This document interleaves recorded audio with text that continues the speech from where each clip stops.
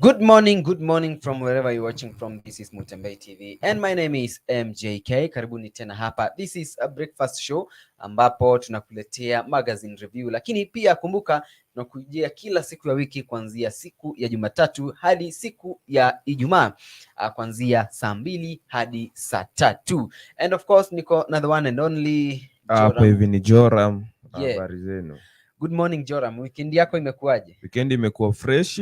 Ya na tumeenda kanisani. Umeenda kanisani na weekend ikakuwa fresh kabisa. Sijajua wewe yako imekuwa vipi? Weekend yangu imekuwa poa, lakini sijaenda kanisani. Lakini Yesu ni Bwana. Yes, so tunaenda katika gazeti la Daily Nation ambapo mambo mengi yanaendelea ambayo yanaeleza ni kwa nini Mudavadi na Wetangula walimwacha kiongozi wa ODM Raila Odinga. Na wanasema it's now or never for Uhuru Kenyatta, Raila Odinga and their Azimio movement to signal the mean business they've developed heavyweight governors and ministers to counter the William Ruto offensive. Wow, sasa hapa it's now or never, kwa sababu cha kwanza unafahamu kiongozi wa Jubilee au Rais Uhuru Muigai Kenyatta hii ni term yake ya mwisho ya uongozi, lakini pia kwa upande wa DP hatawahi kuwa deputy president tena maisha yake yote kulingana na the Kenyan constitution. Na tukiingia moja kwa moja mpaka page 2 katika hili gazeti la Daily Nation, wanasema kwamba One Kenya Alliance OKA will be demanding the running mate position and significant representation government in an expected partnership negotiation with Azimio la Umoja movement for the August 9th general election. Okay, sasa OKA wanamsukuma nani kule mbele? Labda wanamsukuma pale hivi Kalonzo au nani? Ni Wetangula ama ni nani? Lakini Kalonzo sasa hivi nadhani huenda wakaungana na Azimio la Umoja. Kalonzo mwenyewe. Yes. Anyway, hebu tueleze hapo The Standard wanasemaje? Hapo hivi The Standard nimeona imeandikwa kwa herufi kubwa sana. Why we left Raila to join Ruto. Huyu ni Mudavadi. Yes. Na anaweza kuongelea, anasema waliweza kusema ANC leader and Fort Kenya's Moses Wetangula moved to appease their home base, explaining why they chose Kenya Kwanza over Azimio la Umoja, despite their support for Raila in 2007 and 2017 and intense criticism by among others Kotu boss Francis Atwoli. Si unajua kwamba hawa Wetangula na Mudavadi wamekuwa pia na Raila wakati ule wa kampeni hizo siku zingine kama 2007, bado nakumbuka 2017 na pia 2013 wamekuwa pamoja. Sasa hivi ndo waliweza kuambiana kwa sababu gani waliweza kuondokea ule jamaa Raila Odinga na wakamjoin pale hivi UDA. Naam. Wow, sasa katika page 4 gazeti la Daily Nation wanaeleza hapa mpango wa kiongozi wa ODM Raila Odinga wa kutembea countrywide, yani nchi nzima, kuhakikisha kwamba anakava wa Kenya wote ili kuibuka mshindi katika uchaguzi wa tarehe 9 mwezi wa 8 mwaka huu.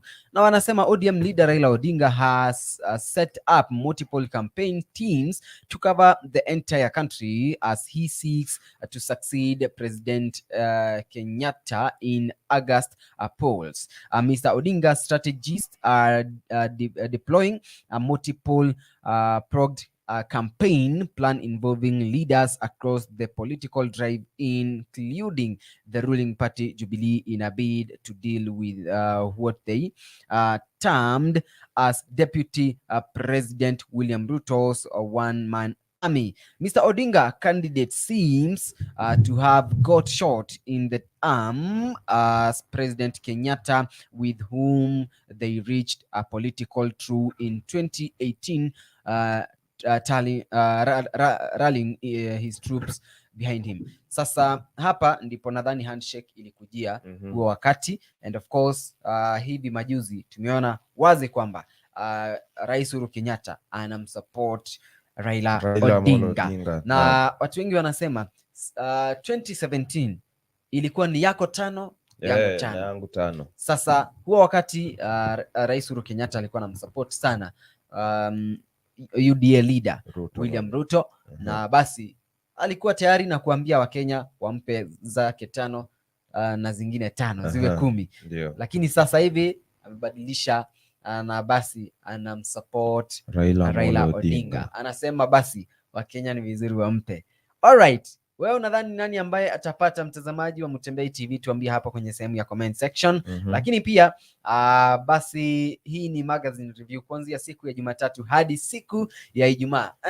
Upande wa Daily Nation hapa hivi wana IEBC wanasema kwamba wamepata mshtuko sana kwa sababu walikuwa wanatarajia percent kubwa sana ya youth waweze kujitokeza, waweze kuchukua kura. Lakini wanasema hapa hivi kwenye katika gazeti la The Standard wanasema polls kuhusu hii maneno ya kuchukua kura. Wacha nikusomee kwa sababu hapa hivi. Counties record low turnouts as second mass voters listing closes. Kwa sababu gani?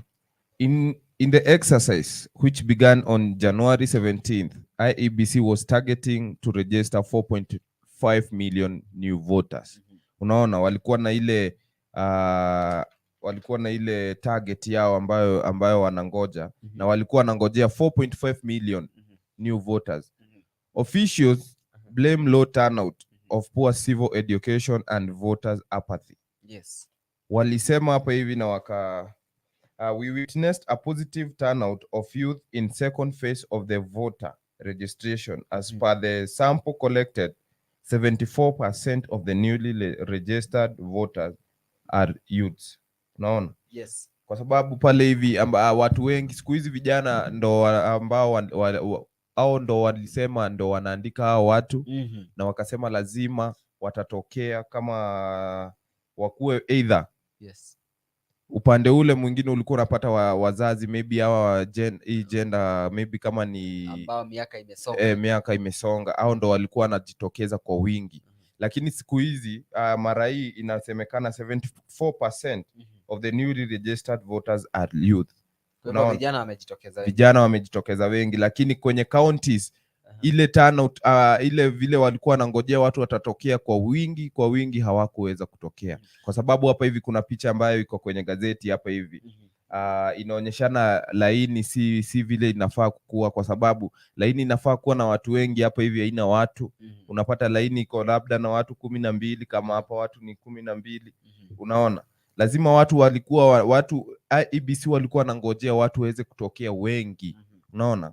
Lakini sasa hawakuweza kutokea hivyo, lakini sijui. Na hivi majuzi pia kuna wakati ambapo tulikuwa tunachambua gazeti walikuwa wametoa counties ambazo zina watu wengi ambao wameweza kuregister. Na Nairobi ilikuwa inaongoza na watu zaidi ya 40,000. Kwa hiyo naweza sema sio watu wengi, kwa sababu Nairobi na watu zaidi ya milioni 2 au 3. Kwa hiyo inamaanisha watu kweli hawajajitokeza, na ndio maana basi wananchi wanaomba wajitokeze na kuchukua kura. Kila ambacho unahitaji ni kitambulisho chako tu, iwapo ni mara yako ya kwanza, lakini pia iwapo unabadilisha kura, basi hakikisha kwamba unafika kwenye kituo na watakupa mwelekeo, wakwambie unafaa ufanye hiki na ipi au ili kubadilisha kura yako. Anyway, katika gazeti la Daily Nation page 5, unafahamu gavana wa Mombasa Ali Hassan Joho ni awamu yake ya mwisho naam, katika uongozi yeye kama gavana wa Coast kule upande wa Mombasa. Na kuna jamaa ambaye anaitwa Mvurya ambaye nadhani ndiye anataka kutake over sasa hivi, ambaye ni wa UDA. Sababu hapa wanasema Mvurya Joho in battle for votes in Coast. The inclusion of wanasema Mr. Mvurya will now have the responsibility of organizing Kenya Kwanza rallies in the 6 coast counties. Anasema the inclusion of Kwale governor Salim. Huyu ni gavana wa Kwale, si eti kwamba anachukua uongozi wa Mombasa, kumradhi. Na anasema The inclusion of Kwale Governor Salim Mvurya as one of the principal in Deputy President William Ruto Kenya Kwanza alliance now opens the battle with Mombasa Governor Hassan Joho on who will deliver the vote rich region to their respective outfit. Sasa hapa Ali Hassan Joho yeye anamsupport sana baba. Kwa hiyo yeye atampigania baba kule upande wa Coast kuhakikisha kwamba anaibuka mshindi. Lakini Mvurya kwa upande mwingine yeye anamsupport DP. Kwa hiyo anampigania zaidi kuhakikisha kwamba anapata kura nyingi sana kule upande wa Coast. Je, kati ya Joho na Mvurya nani ambaye ana uwezo wa kuwaleta wana Coast pamoja na kumpa mmoja wao kura? Anyway, tuambie hapo kwenye sehemu ya comments, mtazamaji wa Mutembei TV, tuone inakuwa kwaje. Twende upande wa Standard. Hapa upande wa The Standard wanasema banker currently deputy governor and MP to vie on ODM. Some of the aspirants have met ethnic group and had agreements. Hapa hivi ni Ali Hassan Joho anaweza kuzungumza. Na I'm not experienced like in 2013. I'm still not a politician but a manager with a clear agenda and strategy to win the seat and the around to the economy Mombasa. Huyu ni ule Dr. William Kingi, deputy governor Mombasa. Anasema hivyo, sijui kwa nini aliweza kusema yeye si politician. Hii ni maongeo yake pale hivi akiwa maeneo ya hatujaambiwa, lakini hii ni maongeo aliweza kuongea wakati kwanza tunaonyeshwa hapa hivi 2022 Mombasa aspirants. Hapa hivi kuna ambaye Mvita MP ambaye anajulikana kama Abdul Swamad Nasir, kuna Suleiman Shabai, Dr. William Kingi, kuna Hassan Omar ambaye ni former Mombasa senator, kuna Hezron Awiti Bolo, former Nyali MP, kuna Ali Mbogo, na unafahamu ya kwamba huyu Abdul Swamad pia amekuja na ushindo sana. Kwa sababu unamuona pale hivi kampeni zake si kama za kawaida, si kama za huyu mwingine wa UDA, kwa sababu naamini ya kwamba Abdul Swamad anasimama na kiti cha ODM. Abdul Swamad ni yeye anataka kuchukua hiyo sasa nafasi ambayo sasa Ali Hassan Joho akiondoka tamu yake ikiisha, na yeye anaona ako na hiyo uwezo wa kuendeleza. Na hapa hivi kwenye wacha kidogo tu ni nukuu. In 2017 Joho successfully defended the seat on ODM and got 220,000 votes. Shabal then in Jubilee got 69,555 votes. Naona. Former Mombasa Senator Hassan Omar, who this time want to vie for the seat on UDA, previously contested on Wiper Party and gained 44,000. Wow. 44,000 votes. Nafahamu hivyo in 2017 I contested against an political giant Joho and came second. This time round I will win this seat in the morning, said Shabal.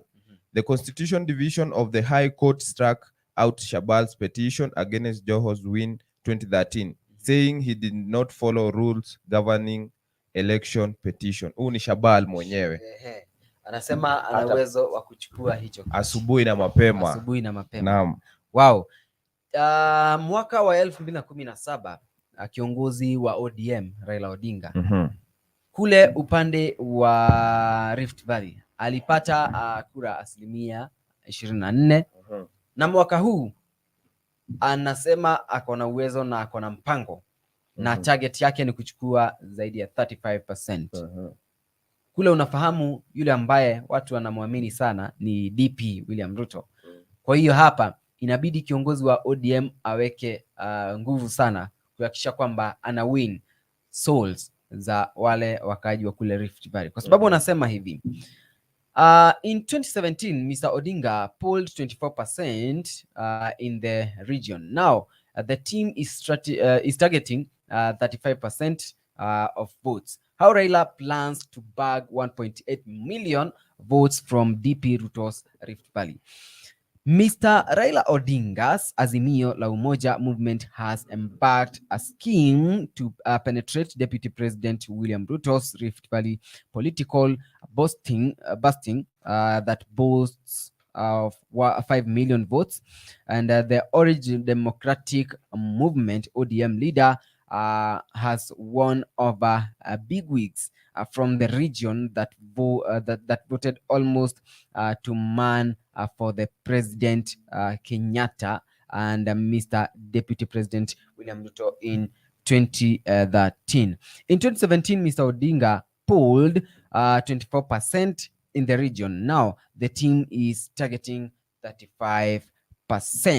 Kwa hiyo hapa nadhani kiongozi wa ODM inabidi aweke nguvu sana, kwa sababu I say pale sio kurahisi. Ni kama uniambie aende kule upande wa milimani aanze kupigana na Uhuru Kenyatta, wakati ambapo unafahamu kule watu walikuwa wanamwamini sana 2017. Anyway, basi huo ndio mpango wa Azimio la Umoja kuingia kule upande wa Rift Valley na kuchukua kura zote za Deputy President William Samoei Ruto. Maoni yako ni yapi mtazamaji? Tuambie hapo kwenye sehemu ya comment section.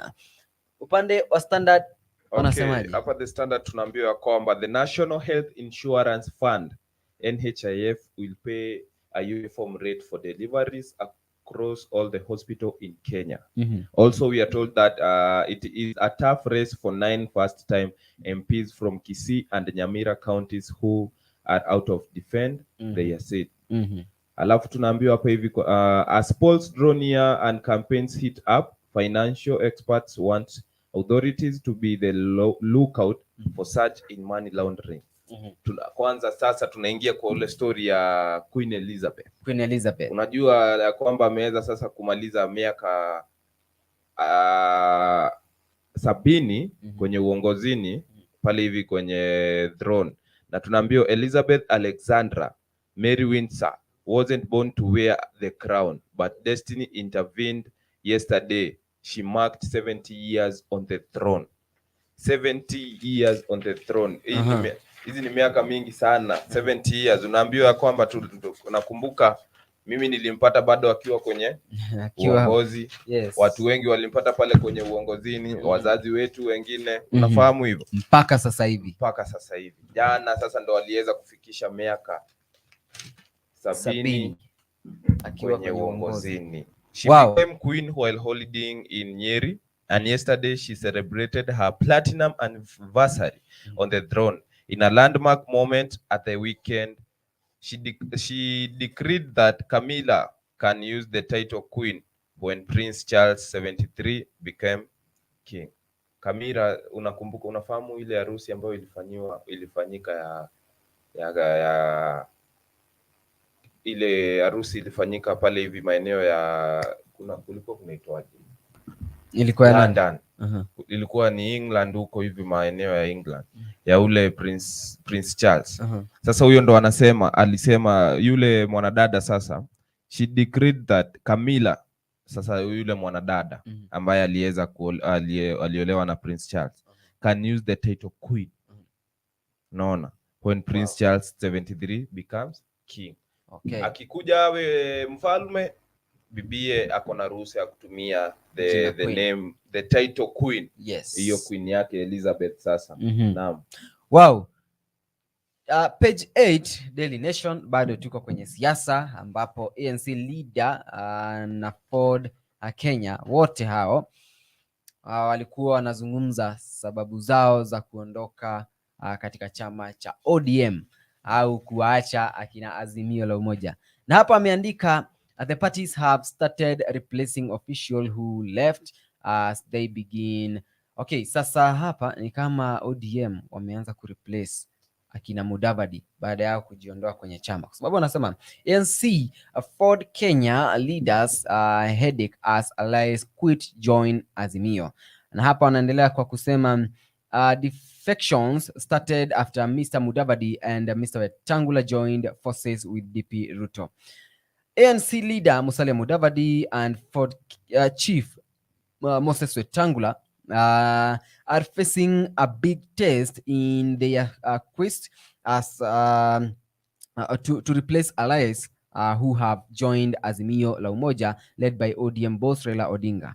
The defections are triggered by the two leaders' partnership with Deputy President William Ruto, which was sealed on January 23rd. Huo ni wakati wa earthquake, sio? Ambapo walitangaza wazi kwamba wanajiunga pamoja, na tulishuhudia basi kiongozi wa UDA alikuwa pale Bomas of Kenya kwa ajili ya kumsupport ANC leader Musalia Mudavadi. ANC and Ford Kenya have been battling and okay, sasa hapa nadhani upande wa Azimio ni kama wameshaanza kutafuta watu ambao watajaza zile nafasi ambazo ziliachwa na viongozi hawa wawili ambao walijiunga na UDA. Kwa hiyo inamaanisha kwamba iwapo watataka kurudi kule, basi hawana nafasi, kwa sababu nafasi zao basi zitakuwa zimeshaenda vivyo hivyo. The Standard hapa hivi jana tunaambiwa Gideon Moi, KANU chairman, aliweza kuhudhuria na mke wake kanisa pale hivi upande wa Nakuru, AIC Kabarak Community Chapel. Na the Baringo senator urged faithful to be dedicated Christ followers, just as his father, former President Daniel Arap Moi, had absolute and unpolluted and undivided love for the Son of God. Gideon recalled how the late president would go to church and said those were fond memories. Hii ni maneno ambayo babake alikuwa anatumia, na alikuwa anasema hivi. Alikuwa anatumia maneno haya akisema unpolluted, had absolute, unpolluted and undivided love for the Son of God. Alikuwa anatumia maneno yale matatu. Na akasema ya kwamba Gideon Moi recalled how the late president would go to church and said those were fond memories. Hiyo ndo ilikuwa memories zake. Na jana tunaambiwa pia President Uhuru Kenyatta in Addis Ababa, Ethiopia, when he presented last year's Malaria progress report at the AU summit yesterday. President Uhuru Kenyatta said Africa had made significant progress in the war against malaria in the past 2 years. He linked the win to a 4-point program implemented by African Leader Malaria Alliance. When I assumed the chair of ALMA, I came up with 4-point legacy agent, and the 4 key initiatives include digitization and scorecard, accountability and action plans. Uni president anasema action and resource mobilization, regional coordination and access to life-saving commodities. Hii ni maneno ambayo alikuwa anaongea jana akiwa maeneo ya Addis Ababa. He spoke yesterday in Addis Ababa where he presented last year's ALMA. Hii ni maneno ya malaria kama kiujumla kwa ulimwengu. Ndio. Hii ni summit ambayo huwa inaholdiwa kila wakati fulani kwa mwaka. Naam. Wow. Gazeti la Daily Nation page 16 hapa wanasema kwamba kuna mpango wa kuongeza ulinzi tarehe 9 mwezi wa 8 siku ya uchaguzi, ambapo wanasema plan to boost security for August 9th polls.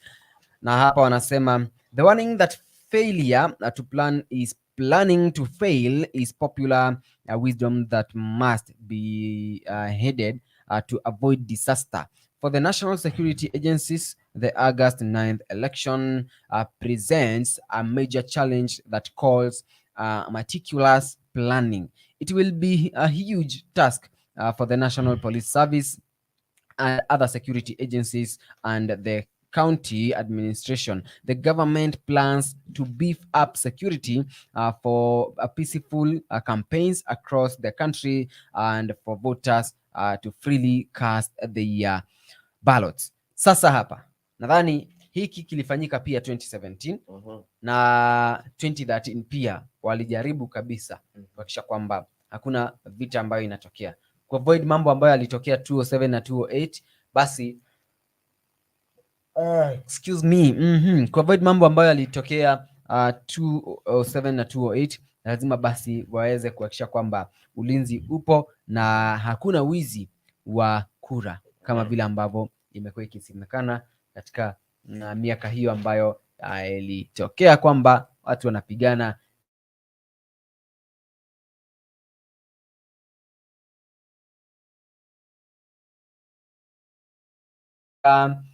mwezi wa 8 ya kwamba security lazima serikali itaboost kuavoid na kuhakikisha kwamba wananchi wa Kenya wanapata kuvote peacefully, lakini pia wanakaa kwa amani hata baada ya uchaguzi. Yes. Naam, kwenye gazeti la The Standard hapa hivi ukurasa 7 wanasema over 100 Ruto MPs to quit Jubilee this week. Over 100 Ruto MPs to quit Jubilee this week. Tuju says the party will not waste time pushing to have the MPs lose their seats since it will end up in winding litigations. MP Aden Duale, Connolly Serem and Didmas Barasa believe they are shielded by law from any form of punishment. Hapa hivi wanasema the lawmakers are clutching more than 100 lawmakers allied to Deputy President William Ruto are scheming to exploit electoral timelines to ditch their sponsor parties without losing their seats in parliament. Wanasema hapa if parties are required to submit their list of registered members by March 26, it means they can never be a by-election from the date he added. Last week, Registrar of Political Parties, RPP, and Derito told aspirants that they had less than 2 months to register with the parties they plan to run on. Before March 26, anybody who wants to participate on a ticket of a party should have joined that party, said Miss Derito. Yeah, she said there was Lucana in law on what should happen in the event an elected leader resigns from the sponsor party during the electioneering period. Hapa hivi ambayo wanasema huyu ni Miss Derito wakiwa na Rafael Tuju ambaye tunajua ni Secretary General pale hivi wa Jubilee, ambayo wanasema kwamba watu wanaweza, kuna wale wabunge ambao wamejitenga mahali labda wanataka kwenda na Ruto kuingia upande, maybe walikuwa upande wa Jubilee. Anasema hana shida hata wakilose pale hivi watoke kwenye Jubilee wakiingia upande wa UDA. Anasema lazima walikuwa wamepatiwa period of time waweze kukua wamejua watu watasimama na chama gani. Either ni UDA ukuu usharegister na hicho chama, kama ni ODM ukuu umeregister na hiyo chama, kama ni hizi zingine ambazo za kina Kalonzo akina Wetangula hizo ukuu wamepatiwa wakati fulani mkuu msha submit mambo zenu. Wow. Okay, gavana wa Nyeri ambaye ni Mutahi Kahiga sasa hivi amechanganyikiwa.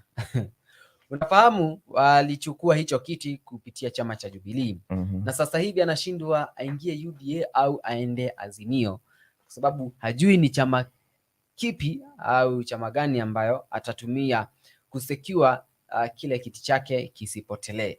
Na hiki ndicho ambacho kinachoendelea.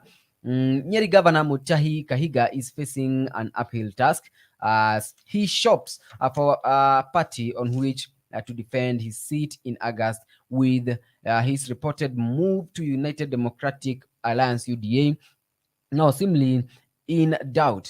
Ni kama alikuwa na mpango wa kujoin UDA lakini bado anashuku. The Jubilee Party governor last year hinted at switching to UDA, and his recent alliance with the Deputy President William Ruto testifies to such a possibility. However, the nation has learned that Mr. Kahiga has not made his move to UDA official. He is keeping his cards close to his chest regarding his next move. Sasa hakuna yule ambaye anayefahamu, na wakanukuu haya maneno: "Let me not comment on that at the moment," Mr. Kahiga told the nation.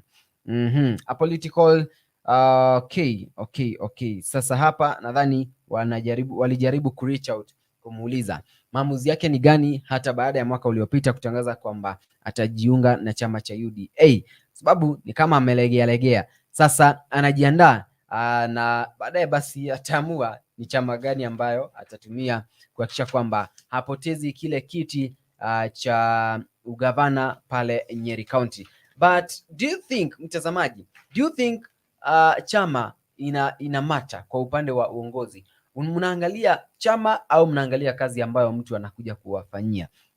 Hebu niambieni, kwa sababu hapa gavana bado hajaamua ni chama gani ambacho atajiunga nacho au chama kipi atajiunga nacho, hajaamua kabisa. Iwapo ni UDA au ni ODM, basi yeye bado yuko hapo katikati, bado anafanya uchunguzi, labda ni Oka, labda ni chama gani, hajafahamu bado. Lakini chama inamata kweli au ni kazi ambayo mbunge anakuja kuwafanyia? Niambieni hapo kwenye sehemu ya comments. This is Mutembei TV newspaper review, kila siku ya Jumatatu hadi siku ya Ijumaa, ukiwa nami MJK, lakini nikiwa na mwenzangu Joram. Upande wa The Standard, Joram wanasema upande wa The Standard wanasema Mudavadi and Wetangula defend move to abandon Raila for Ruto.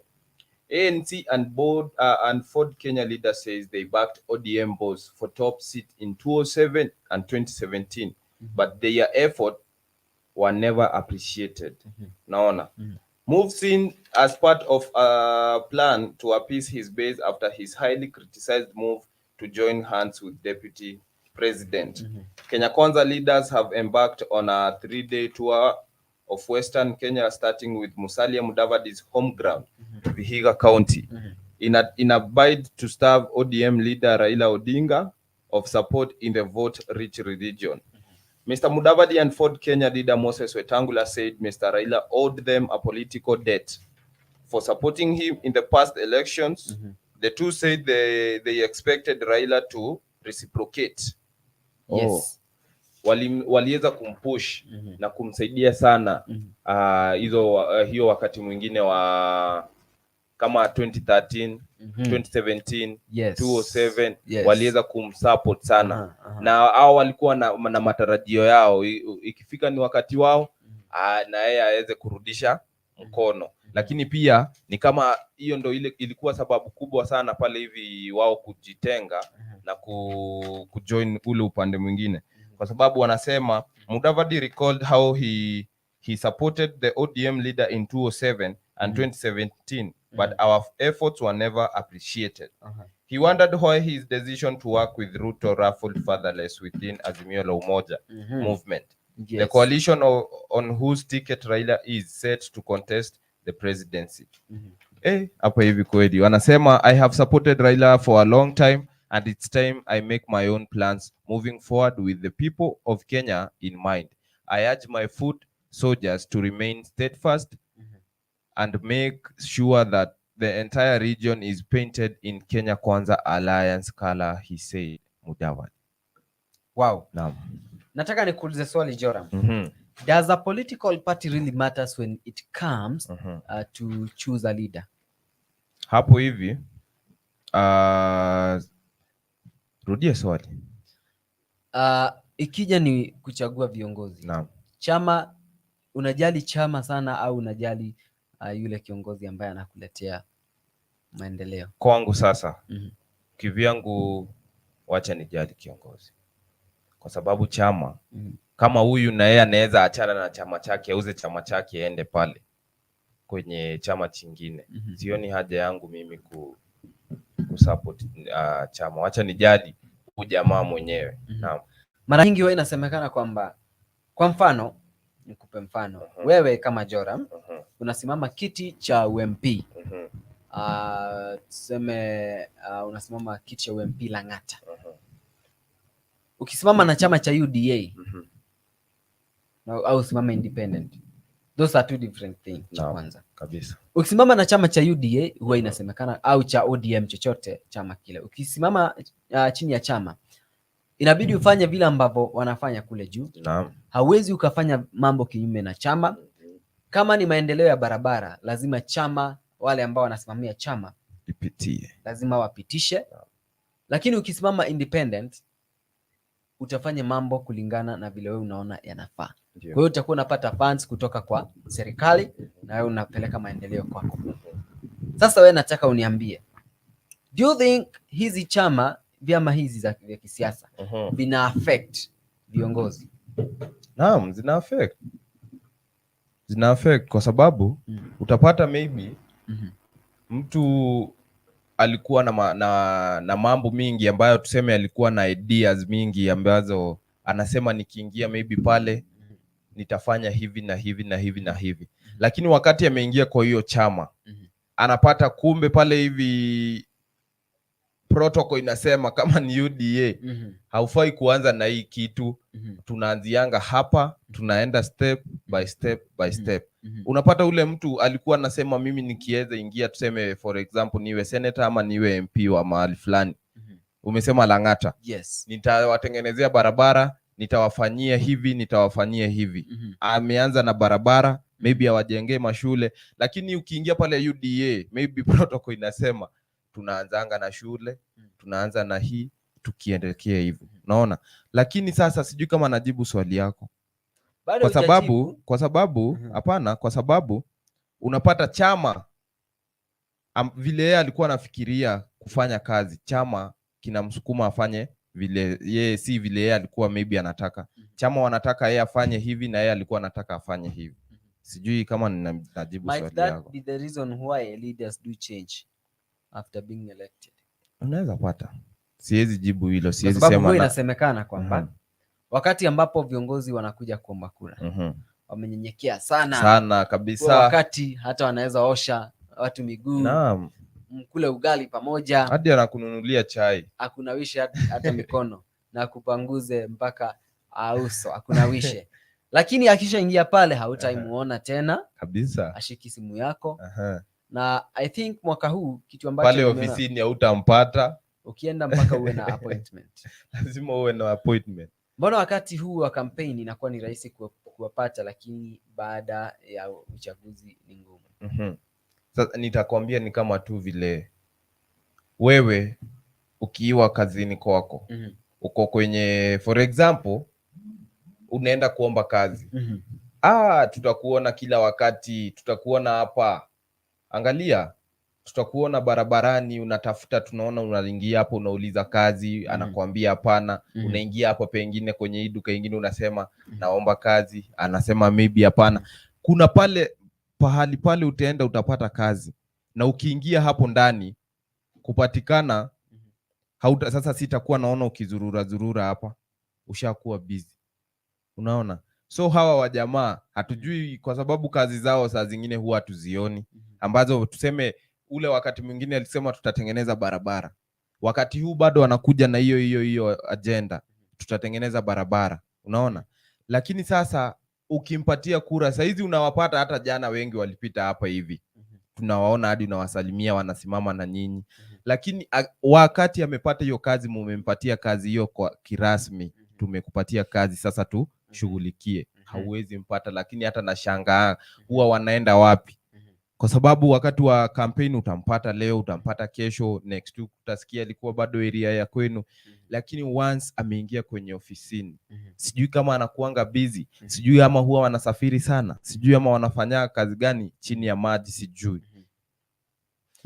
Sasa mwaka huu nilikuwa nafuatilia watu, naona wanasema kwamba wao wanataka viongozi ambao itakuwa ni rahisi kuwapata.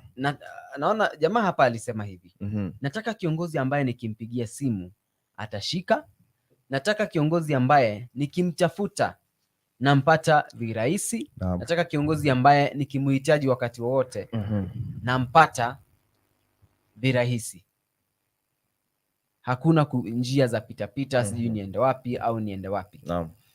Sasa hapa ndipo shida inakujia, hawa viongozi kupotea. Nadhani tutamtafuta kiongozi mmoja ambaye tayari yuko serikalini, aje hapa atuambie mbona after election huwa wanaenda wapi. So nadhani muda wetu wa siku ya leo unakwisha. Sijui kama una chochote cha kuzungumza na watazamaji tukimalizia, sababu naona tayari ni saa 3. Mimi sina kitu, labda tu niwajalie siku nzuri. Naam. Asanteni sana kwa kutazama the newspaper review hapa Mutembei TV. Mimi naitwa MJK, or you can call me Majoka MJK. Si eti kwamba tunamaliza show, ila mida ya saa 4 kuna show ambayo huaga inakujia pia kuanzia siku ya Jumatatu hadi siku ya Ijumaa, ambayo ni ya Majoka na Madam Petmouth. Kwa hiyo endelea kukaa hapa Mutembei TV na tutarejea hapo baadaye na mambo mengi zaidi ya entertainment, udaku, lakini pia mambo ambayo yanaendelea hapa